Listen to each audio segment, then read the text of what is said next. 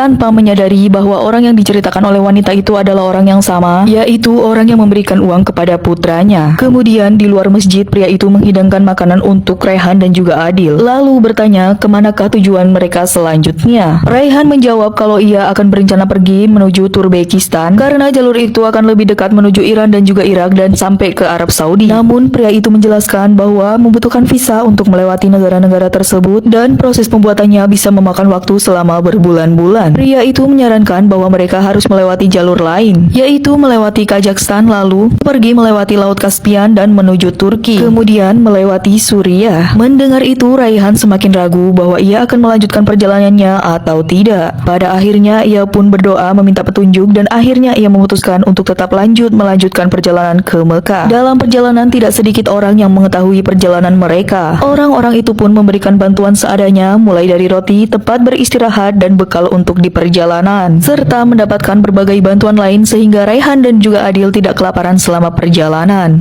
Suatu hari mereka melewati pedagang melon dan mengira keduanya akan membeli melonnya. Lalu Adil mengatakan bahwa mereka tidak mempunyai uang. Di saat yang bersamaan ada seseorang yang mencurigakan menawarkan 2 melon yang sudah dibungkus rapi untuk dibawa melewati ke Uzbekistan dan Kazakhstan. Penjual melon yang melihat mereka sedang berada di situasi berbahaya langsung memanggil keduanya. Ia langsung merasa bersalah karena ia sebelumnya tidak tahu bahwa mereka akan menuju perjalanan ke Mekah. Lalu penjual itu berkata kalau saja dia mengetahui sejak awal bahwa mereka itu akan pergi menjalankan ibadah haji, ia akan memberikan 10 buah melon buat di perjalanan. Penjual itu pun mengingatkan jangan sampai mudah percaya kepada orang asing karena bisa saja mereka dijebak untuk membawa obat-obatan terlarang. Setelah itu mereka kembali melanjutkan perjalanan. Pada saat itu ada seorang pria asing yang menghampiri mereka dan meminta tolong untuk membawakan ampar ke perbatasan. Namun di situ Raihan menolaknya. Namun tanpa sepengetahuannya, Adil menerima barang itu dan membawanya di dalam gerobak. Beruntungnya mereka bisa melewati perbatasan itu tanpa dilakukan penggeledahan barang. Setelah itu mereka pergi ke pusat kota Kazakhstan untuk memberikan ampar itu kepada pemiliknya berdasarkan surat yang mereka bawa. Akhirnya Raihan bertemu dengan pemilik ampar yang ternyata pemilik perusahaan besar. Saat itu akhirnya pria itu mengetahui tentang perjalanan mereka dan mengatakan bahwa Adil itu adalah anak yang sangat berbakti. Hal itu mengingatkan pria itu kepada masa lalunya yang terus-menerus mengejar uang, tetapi keluarganya tidak menghargai perjuangannya. Mendengar itu, Raihan lalu mengingatkan kepada pria tersebut bahwa di dunia ini hanya ada 2 hal yang penting, yaitu kesehatan dan juga waktu. Pria itu pun akhirnya menawarkan bantuan kepada mereka untuk menginap di hotel dan beristirahat dengan nyaman. Namun Raihan menolak hal itu karena ia tidak ingin menyia-nyiakan waktu. Mereka pun kembali melanjutkan perjalanan dan melewati jalanan yang sangat-sangat sepi hingga berpuluh-puluh kilometer. Di tengah perjalanan mereka melihat ada keran air dan mencoba mengambil airnya, namun siapa sangka di situ tidak ada air sama sekali yang keluar dari keran itu. Tidak lama kemudian ada sebuah truk yang melintas di jalan itu dan Adil pun langsung berlari berharap ia melihat dan meminta pertolongan. Namun sebelum Adil sampai ke jalan itu, truk itu sudah kembali melaju pergi meninggalkan mereka. Beruntungnya pengendara itu melihat Adil dan kembali mendekati mereka. Pria itu kemudian memberikan air minum kepada Adil dan juga Raihan yang tengah kehausan setelah menempuh perjalanan yang sangat jauh. Ia juga menawarkan tumpangan agar keduanya melanjutkan perjalanan dengan lebih mudah. Namun Adil menolak karena menurut pemahamannya dia harus mencapai Mekah dengan berjalan kaki, bukan dengan menumpang dengan kendaraan lain. Akhirnya pengendara itu pun pergi meninggalkan tempat tersebut. Namun sebelum pergi, ia meninggalkan beberapa makanan dan juga minuman untuk bekal mereka berdua agar dapat bertahan selama perjalanan. Sopir tersebut juga menelpon teman-temannya yang sering lewat jalan itu dan meminta mereka memberikan bantuan jika melihat seorang ibu dan anak yang berjalan di jalur tersebut. Hingga pada akhirnya setiap truk yang melintas kemudian berhenti untuk memberikan bantuan kepada mereka. Mulai dari makanan, minuman, hingga menawarkan tempat beristirahat. Bahkan seorang pengendara memasang lampu pengendaraan agar mereka tidak berjalan dalam kegelapan. Ketika malam hari, suatu malam Adil dan Raihan berhenti beristirahat di pinggir jalan yang sunyi. Namun tiba-tiba mereka diserang oleh seekor serigala yang muncul dari kegelapan. Bagaimanakah kelanjutannya? Apakah mereka berdua bisa selamat dan terus menjalankan perjalanannya? Tetap stay dan tunggu part selanjutnya agar tidak ketinggalan.